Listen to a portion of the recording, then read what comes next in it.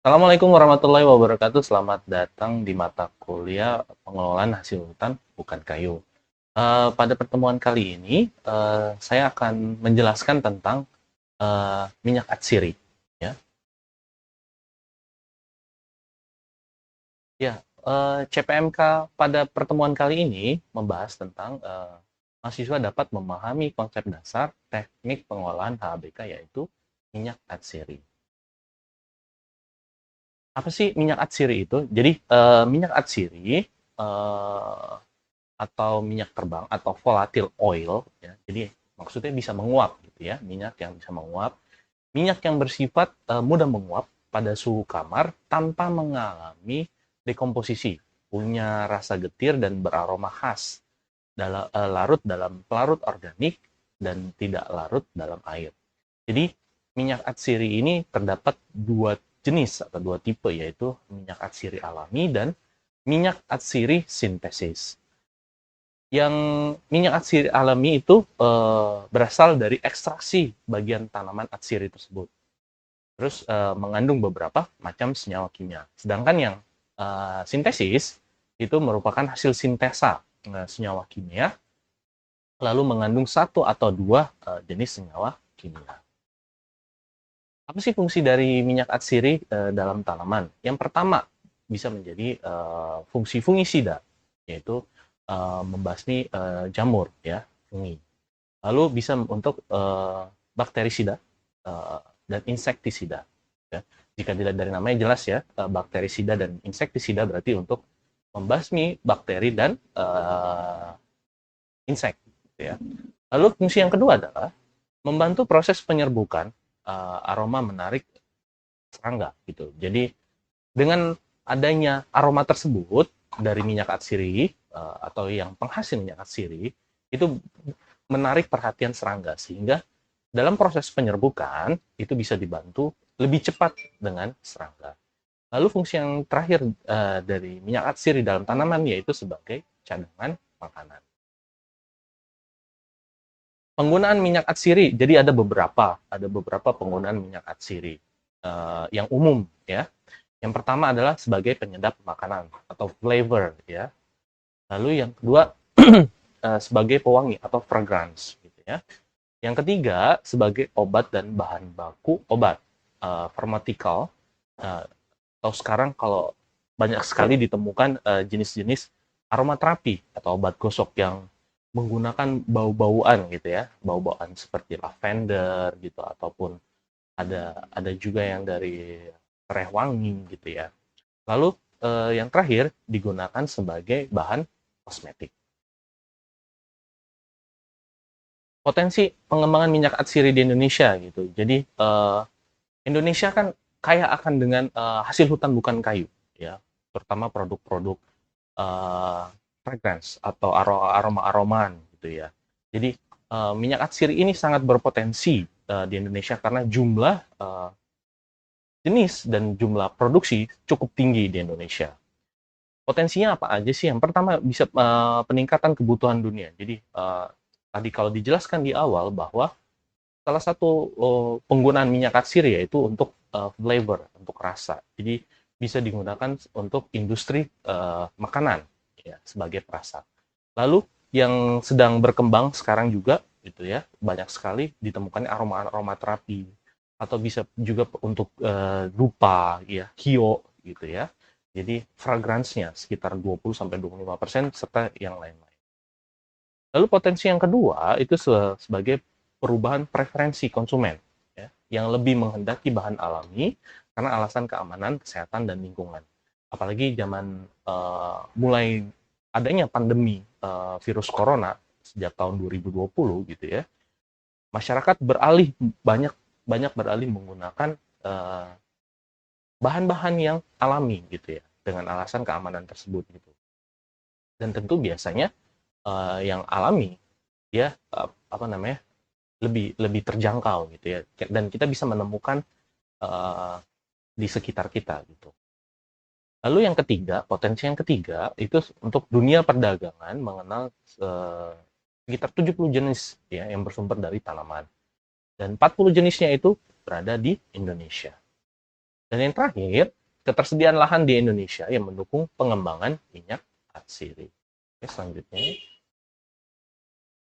Jadi, seperti yang dijelaskan di awal bahwa minyak atsiri itu ada dua jenis. Ya. Yang pertama minyak atsiri alami dan minyak atsiri sintesis. Nah, kalau dikatakan tadi di awal bahwa minyak atsiri alami itu biasanya hanya terdiri dari satu senyawa kimia, gitu ya. Jadi senyawa kimia minyak atsiri alami itu kelompok senyawa hidrokarbon yang tidak mengandung oksigen atau non oxygenated hydrocarbon, gitu ya. Dan terdiri dari senyawaan terpen, ya antara lain monoterpen, sesquiterpen, dan hidrokarbon aromatik. Kalau bisa dilihat di gambar, gambar sini ya, sini, ini adalah jenis apa namanya pinen, ya, senyawa senyawa hidrokarbon pinen, gitu ya. Jadi senyawa apa namanya biasanya dihasilkan dalam minyak jeruk, gitu. Oke, selanjutnya. Yang kedua itu adalah kelompok hidrokarbon yang mengandung oksigen. Kalau yang pertama tadi kelompok hidrokarbon yang tidak mengandung oksigen atau non-oxygenated hydrocarbon. Yang kedua adalah oxygenated hydrocarbon dengan terpenoid O, turunan dari benzema antara lain seperti alkohol, ya. Jadi ini bisa dilihat bahwa ini ada beberapa jenis apa namanya senyawa hidrokarbon, ya, dari alkohol alifatik atau geraniol, dari geraniol atau minyak mawar, ya. Contohnya ini geraniol, ya, geraniol. Lalu ada citronellol, ya, dari minyak serai. Lalu ada alkohol siklik, ya, eugenol, ini eugenol, minyak cengkeh. Lalu ada vanila atau vanilin, gitu ya.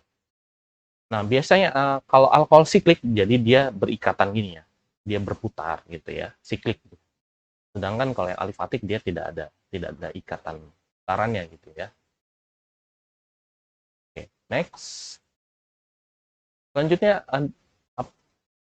aldehida gitu ya. Tadi kalau di awal dijelaskan bahwa apa namanya senyawa alkohol, ya. Jadi turunan dari kelompok hidrokarbon oxygenated hydrocarbon. Itu salah satu yang pertama alkohol, yang kedua itu adalah aldehid, ya. Contohnya adalah citronellal, minyak serai wangi, gitu ya. Lalu yang ketiga ada keton, itu menton pipereton, dan yang keempat itu adalah senyawa ester, gitu ya, dari benzil asetat, terutama contohnya dari tanaman ilang-ilang, gitu ya. Oke, next.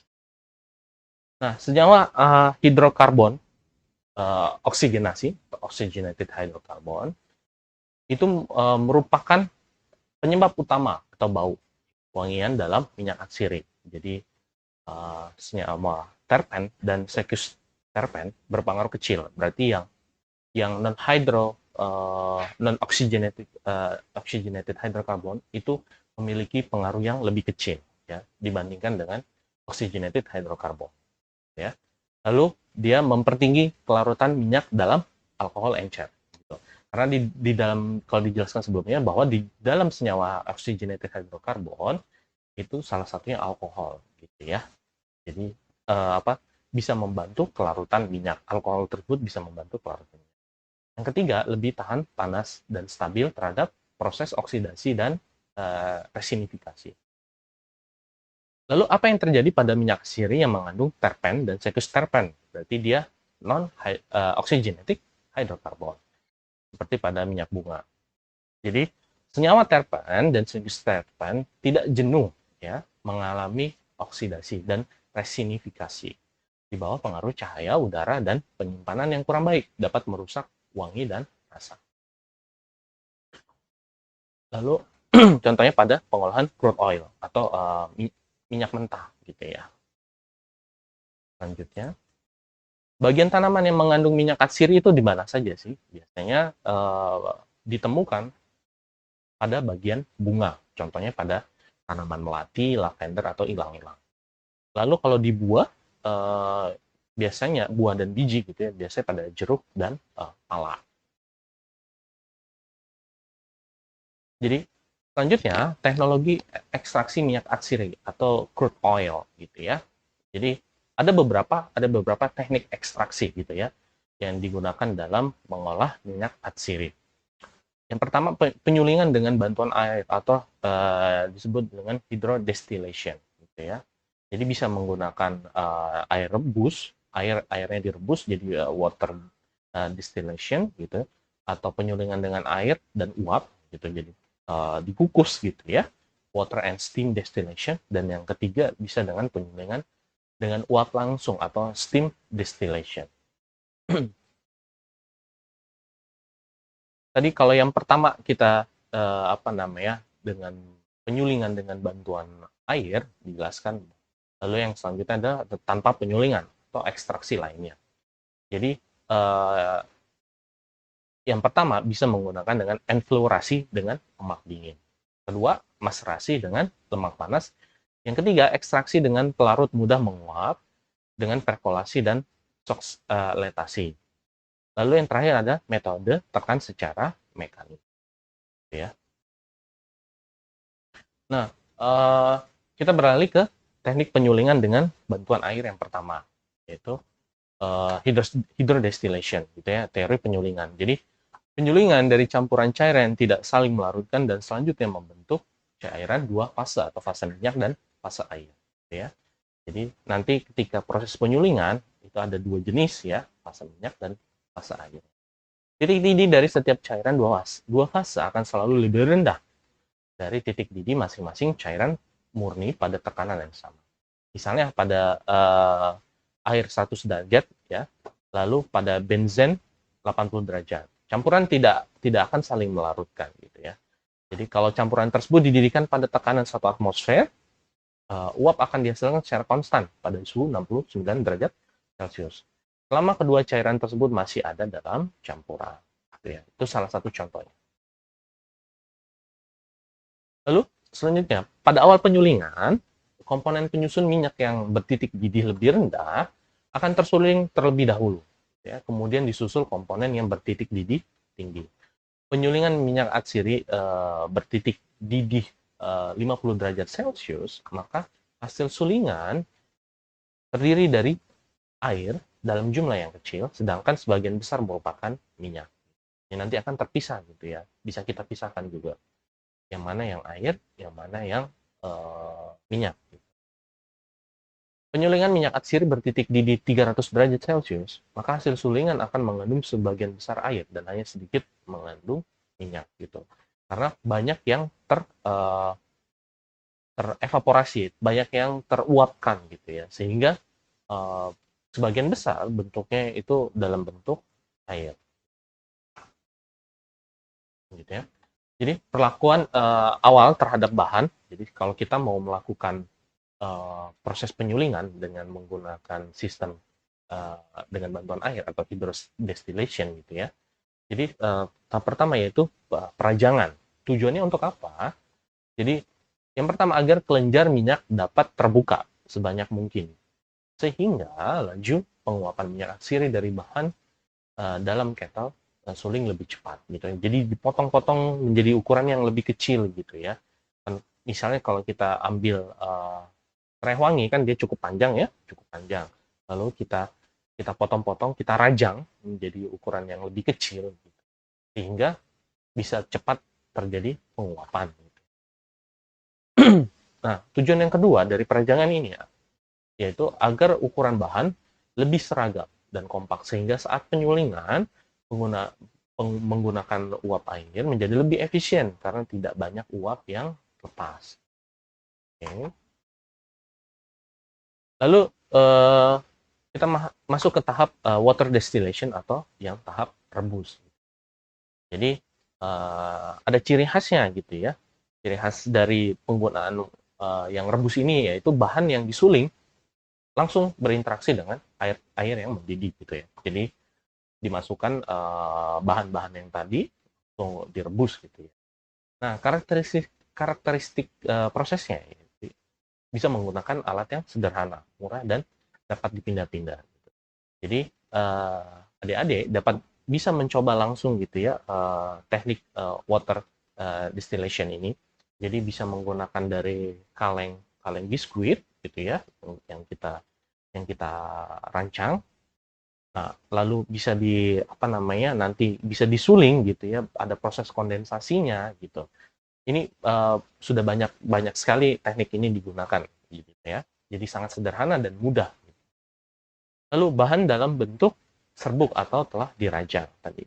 Jadi uh, untuk proses hydrodistillation ya, kebanyakan bahan itu pasti akan dirajang terlebih dahulu gitu, atau dipotong dalam ukuran yang lebih kecil.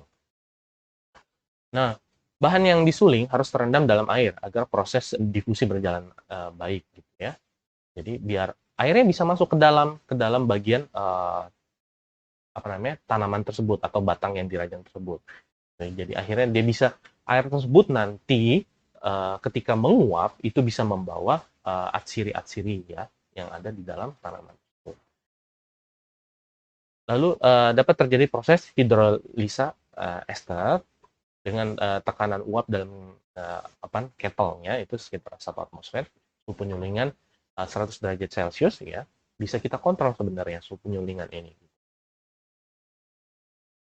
Selanjutnya, efisiensi penyulingan relatif rendah, rendemen relatif rendah, dapat terjadi penggosongan bahan sehingga mutu minyak rendah. Nah, yang terakhir ini merupakan salah satu kekurangan ya dari kalau kita menggunakan water distillation gitu ya. Apalagi kalau kalau terjadi gosong gitu, berarti kan ini menandakan bahwa teknik ini butuh perhatian gitu ya. Jadi kita harus mengecek setiap saat gitu. Biar air yang kita gunakan untuk merebus bahan tersebut tidak habis. Gitu. Nah, berikut ini contoh apa namanya, menggunakan teknik rebus atau water distillation gitu ya. Jadi ini ada apinya. Jadi ini ada kettle-nya ya, kettle-nya gitu, terus di bawahnya api dibakar, terus di atasnya ditangkap gitu ya. Ada untuk penyulingannya gitu. Jadi uapnya ketika dibakar kan ada menghasilkan uap ya, menghasilkan uap. Nah, itu ditangkap uapnya, disalurkan di bagian kondensor atau bagian pendingin ya. Jadi dia di uap yang panas itu ditangkap dan didinginkan. Cara pendinginannya bagaimana? Itu bisa menggunakan air ya. Air jadi dialirkan saja gitu ya, air, atau bisa menggunakan es gitu ya, gitu. Dingin. Nanti hasilnya akan dua gitu ya. Minyaknya lalu ada airnya gitu. Nah, nanti itu bisa kita uh, pisahkan gitu ya. Nah, selanjutnya water and steam distillation atau kukus. Kalau tahap pertama tadi tahap rebus ya, yang kedua ini tahap kukus gitu ya. Jadi cirinya bahan yang disuling hanya berhubungan dengan uap dan tidak dengan air panas ya gitu ya. Jadi kalau kita seperti kita mengukus makanan gitu ya. Jadi misalnya di panci gitu ya, bagian bawahnya air, terus kita kasih alas. Nah, di bagian atasnya itulah. Jadi tidak berinteraksi langsung dengan air panasnya, ya. Karakteristik prosesnya, jadi alat penyulingan lebih rumit dan biaya lebih mahal dibandingkan dengan penyulingan dengan rebus gitu ya. Cocok untuk jenis rumput dan dedaunan. Ya. Bahan yang disuling harus seragam tetapi tidak terlalu halus. Proses difusi berjalan baik bila pengisian bahan merata gitu ya. Karena dia hanya mengandalkan uap gitu ya. Jadi dia harus diletakkan secara merata gitu ya, agar tidak hanya bagian satu sisi dari bahan tersebut yang terkena uap gitu. Jadi harus semuanya terkena uap. Tekanan uap biasanya 1 atmosfer gitu ya, suhu penyulingan sekitar 100 derajat Celcius. Proses hidrolisi bahan relatif kecil gitu ya. Jadi lalu selanjutnya efisiensi penyulingan lebih baik dibandingkan dengan penyulingan air gitu ya.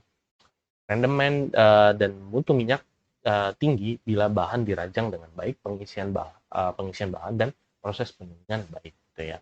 Jadi sebenarnya di satu sisi proses kukus ini itu memiliki hasil ya, hasil rendemen yang lebih baik jika dibandingkan dengan yang direbus tadi gitu.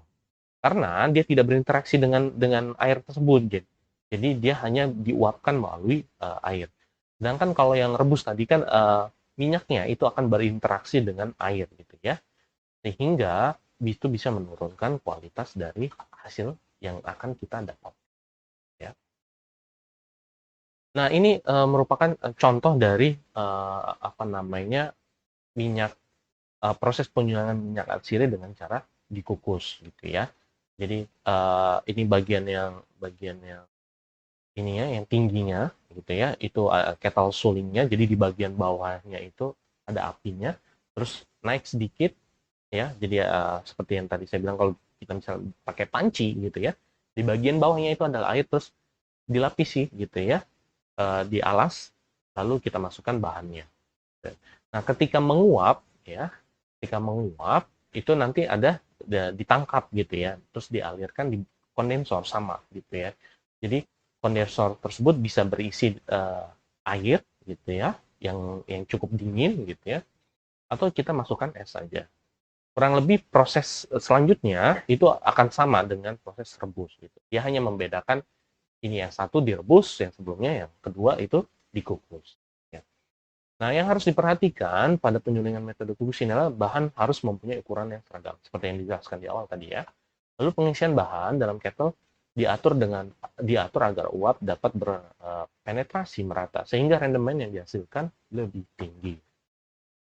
Oke, selanjutnya yaitu adalah steam distillation atau uap air. Jadi ciri khasnya yang pertama, uap air selalu dalam keadaan basah, ya, jenuh, tidak terlalu panas. Bahan yang disuling hanya berhubungan dengan uap dan tidak dengan air panas. Jadi karakteristik prosesnya, alat suling kuat dan awet dan memungkinkan dalam skala besar gitu ya. Jadi ini bisa bisa digunakan dalam apa namanya, untuk skala industri, industri rumahan gitu ya. Kalau yang tadi untuk yang apa namanya, water yang rebus gitu ya, itu terutama industrinya paling hanya untuk individu gitu ya, belum belum untuk skala industri rumahan gitu ya. Lalu cocok untuk menyuling semua macam bahan. Kondisi bahan dan cara pengisian sama dengan penyulingan air dan uap atau kukus gitu ya. Proses difusi berjalan baik, tekanan uap dan suhu dapat diatur sesuai dengan kondisi. Lalu proses hidrolisa komponen minyak relatif kecil. Dan hasilnya yaitu rendemen dan mutu minyaknya baik gitu ya. Jadi proses steam distillation ini, rendemen dan mutu minyak itu lebih baik dibandingkan dengan yang rebus atau kukus. Nah, ini merupakan contoh dari steam distillation atau uap air gitu ya. Jadi apa namanya, ini kettle-nya gitu ya, sama, kurang lebih sama, dia di steam gitu ya. Apa namanya, ini kettle-nya, terus jadi uapnya itu masuk, jadi ada ininya, ada selangnya gitu ya, uapnya masuk gitu. Itu dan yang kuning itu ya, apa namanya, itu bagian dari tanamannya gitu ya. Jadi diuapkan gitu ya, diuapkan, lalu nanti pasti hasilnya akan ada apa namanya, uap airnya. Nah, uap air itu, uap steamnya gitu ya, itu bercampur dengan minyak gitu ya, oil vapor. Jadi dia juga minyaknya menguap. Sama seperti yang sebelumnya. Jadi dia ada kondensernya atau pendinginnya gitu ya. Jadi dia untuk menangkap apa namanya, hot water ya, dari hot water steam gitu ya, yang mana mengandung air dan minyak, ditangkap terus didinginkan, lalu nanti dia ada separatornya gitu ya, dia ada pemisahnya gitu antara minyak dan uap. Nah, secara umum metode penyulingan dengan uap langsung lebih baik ya dari metode lainnya dalam hal yang pertama itu kecepatan penyulingan, yang kedua kapasitas produksinya, dan yang paling penting ya, jika kita ingin apa namanya, menghasilkan produk dari produk minyak atsiri ini, yaitu rendemen dan mutu minyak yang dihasilkan gitu. Nah, kelemahan dari metode uap langsung ini itu karena dilakukan pada tekanan uap yang dapat diatur ya tekanannya dapat menyebabkan dekomposisi minyak gitu. Itu kelemahan yang pertama. Yang kedua, cukup mahal gitu ya dengan uap langsung dengan metode steam distillation ini. Oke, ini daftar pustaka yang digunakan dalam materi kali ini. Ya, terima kasih pada adik-adik mahasiswa semua yang telah mendengarkan kuliah pada hari ini. Sampai jumpa lagi pada pertemuan selanjutnya. Saya akhiri wabillahi taufiq wal hidayah. Assalamualaikum warahmatullahi wabarakatuh.